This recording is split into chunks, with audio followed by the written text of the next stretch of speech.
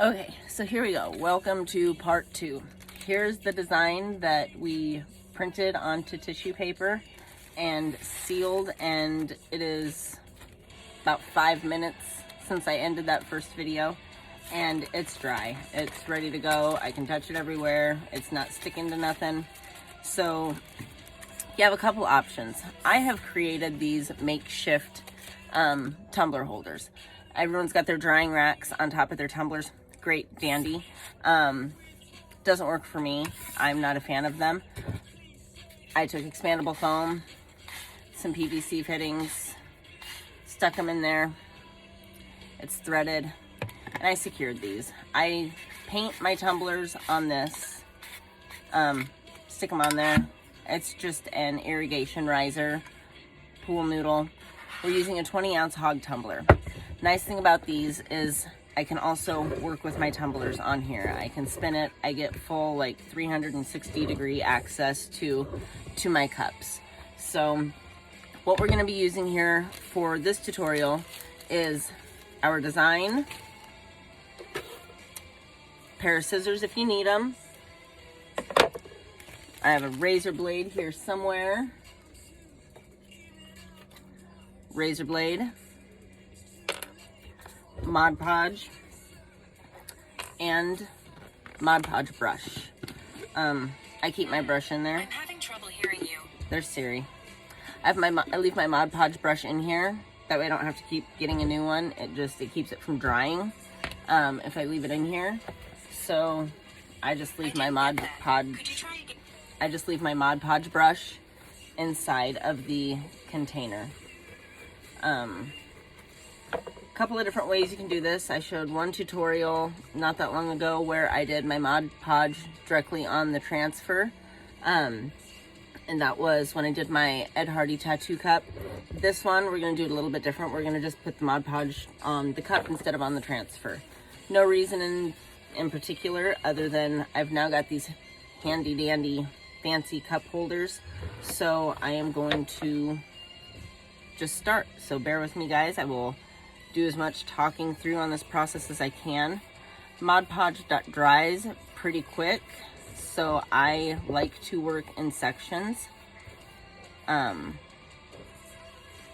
So I did about a 4-inch chunk here of my cup where it's Mod Podged. You can see the ridges. So there's only about 4 inches. And I am going to start with my untrimmed design. You can use your scissors, come through and trim off the excess if you want to. I don't. No real specific reason as to why I don't. I just don't. So I'm going to line up the center of my design, and I'm going to begin to wrap it. I am not going to trim, but I am going to create somewhat of a splice so I can wrap around. And I want to keep my whole design entirely on the cup the best I can. Whoops. I want it nice and tight. I don't want any extra bubbles in there. So I'm going to reach around, grab both ends of the design, and I'm just going to pull a little bit. It just keeps it nice and taut, nice and tight. Use your hands, smooth it out.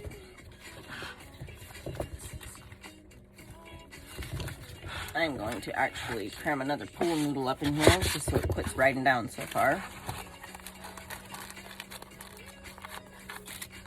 There we go. And just keep pulling. I want my design obviously centered on the cup really well, so I work from middle to back. That way I'm not playing any guessing games as to where my ending back seam should be. So I've got that first front side stuck. I'm going to come back in with my Mod Podge brush, and I'm just going to finish off the back side of the cup. I've got some glitter coming in there. Not that it'll probably show through too terribly much, but I just don't want it. So I'm being careful that I don't have any glitter contamination from my brush and my Mod Podge container.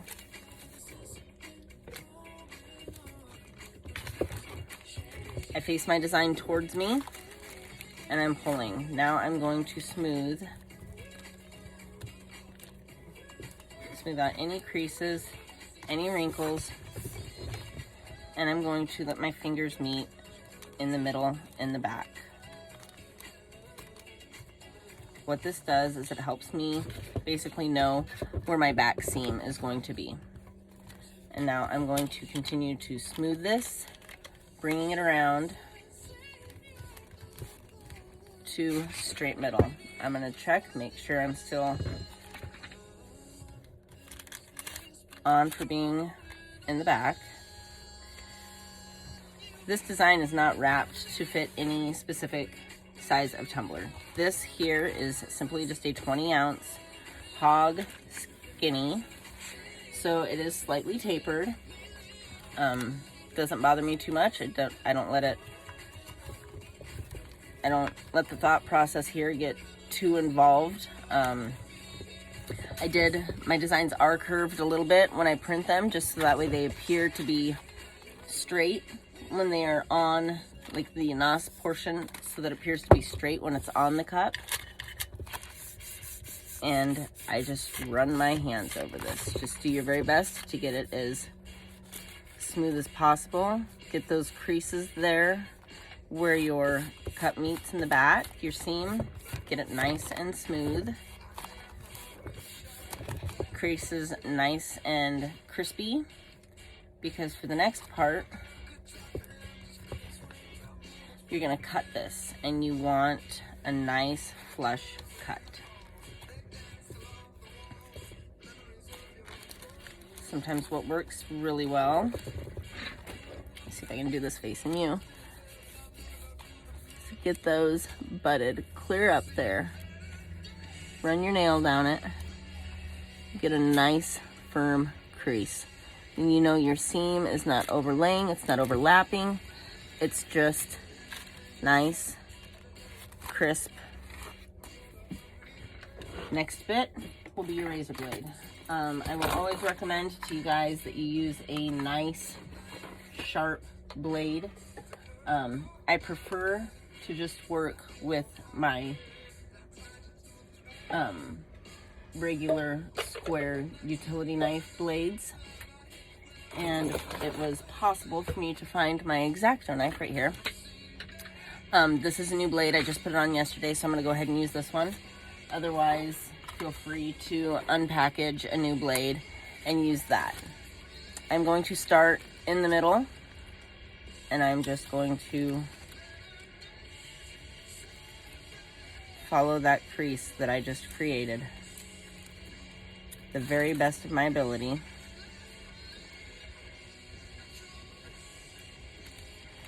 And for the length of the cup, work up that. I will be hiding my seam with either washi tape or nail tape. It varies sometimes depending on my design and what I've got available that kind of matches the best.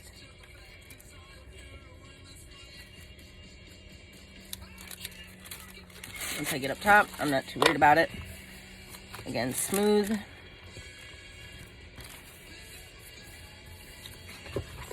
And I'm going to do the same thing cutting on this side. Start in the middle.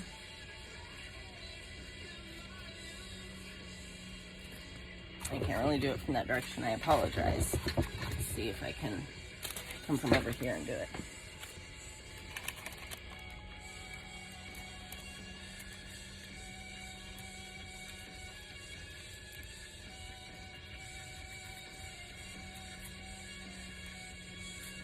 You don't want to go too fast. You don't want to go too hard. Don't release. Oh, see, and I did a little bit too much, so I'm just gonna stick that back down. The nice thing about the tissue paper is it is just as forgiving as your water slide would be. In some instances, maybe even a little more so. And I'm going to just go back down following that seam again.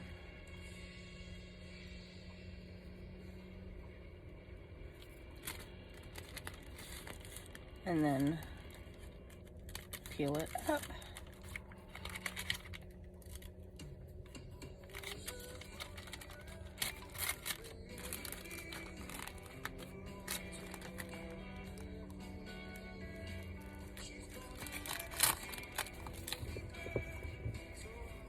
Okay, and so now you're probably thinking to yourself, wow, that is not the cleanest seam that you've ever seen.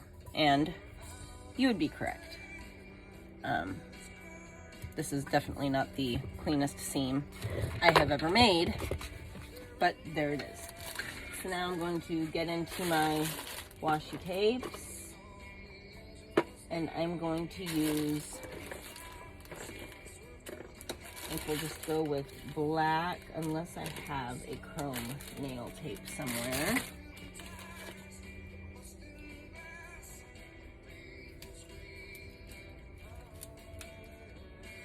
That's a pretty good chrome.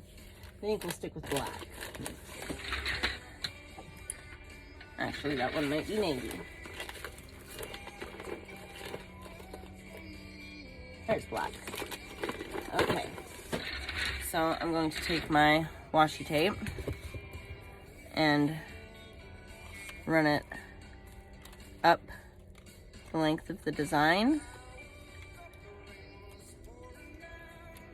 covering that seam there that I just cut.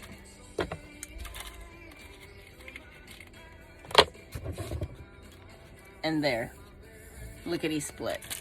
Now at this point, I'm going to fold around my extra tissue. And on the bottom, I like to fold mine in.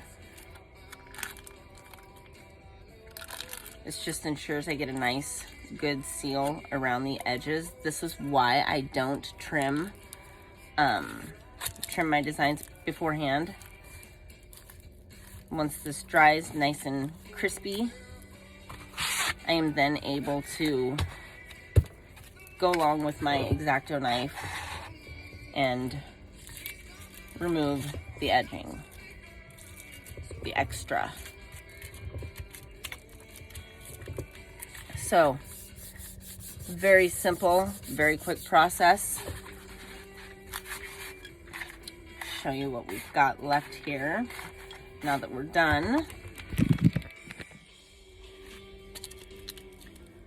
As it dries, those wrinkles will all, not all, but a majority of them will work themselves out. But as long as most of that's just the Mod Podge beneath, as long as you're not really caking on the Mod Podge, and as long as you're sure that you're pulling your design nice and tight as you go, you will have minimal wrinkles in your design.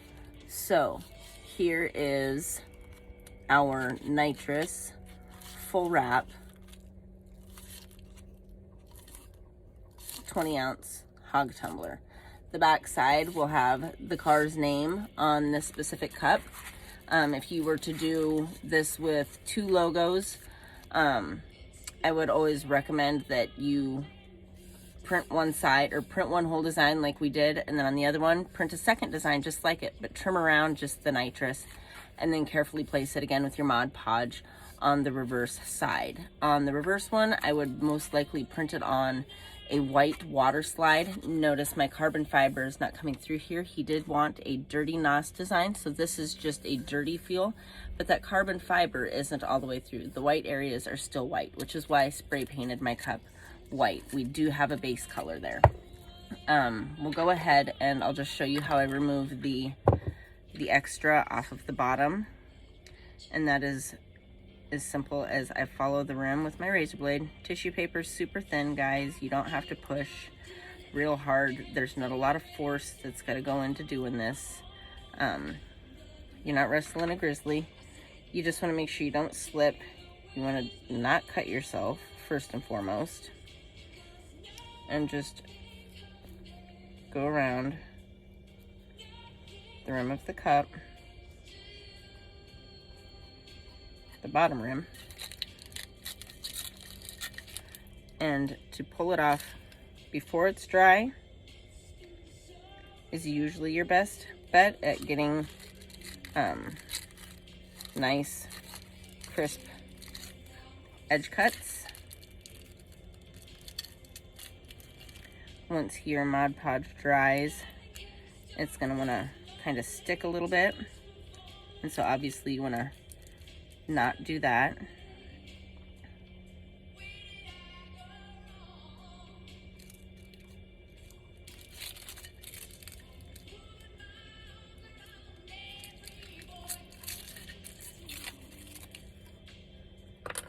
And I messed up my design just a little bit, but I can patch this back together. So I'm going to do that. I just had a little tear. So I'm just going to patch said tear real quick. And again. There you go. Quick and easy. Let it dry. Throw on your epoxy and call it good. Decals afterwards if necessary, so I will come back and we will do a finishing of this cup and how I finish mine off. So you'll get to see how these Mod Podge wrinkles and everything underneath ended up drying and how the texture of it and everything looks. So thanks for watching. We'll do another shortly.